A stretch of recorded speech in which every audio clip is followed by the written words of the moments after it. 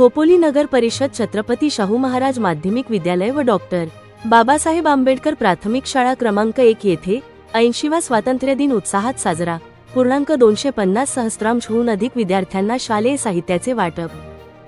खोपोली येथील खोपोली नगर परिषद छत्रपती शाहू महाराज माध्यमिक विद्यालय व डॉक्टर बाबासाहेब आंबेडकर प्राथमिक शाळा क्रमांक 1 मध्ये 80वा स्वातंत्र्य दिन अत्यंत उत्साहात आणि अभिमानाने साजरा करण्यात आला.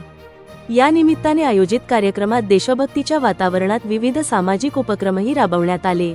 मान्यवरांच्या हस्ते ध्वजारोहण, कार्यक्रमाच्या मुख्य प्रसंगी नगरसेविका तथा माध्यमिक शालेय व्यवस्थापन समितीच्या अध्यक्षा रेश्मा राजू गायकवाड यांच्या शुभ हस्ते सन्मानपूर्वक ध्वजारोहण करण्यात आले. तिरंग्याला सलामी दिल्यानंतर उपस्थितांनी राष्ट्रगीत गायले.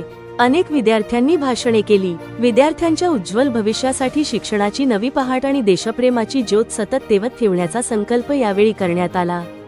तसेच सर्व देशवासियांना स्वातंत्र्यदिनाच्या शुभेच्छा देण्यात आल्या. गरजू विद्यार्थ्यांना मदतीचा हात. स्वातंत्र्यदिनाचे औचित्य साधून खोपोलीचे नगरसेवक दिनेश बाळू थोरवे यांच्या वतीने एक कौतुकास्पद सामाजिक उपक्रम राबवण्यात आला. त्यांच्या वतीने शाळेतील सुमारे 250 ते 300 गरजू विद्यार्थ्यांना शालेय उपयोगी वस्तूंचे, साहित्याचे वाटप करण्यात आले.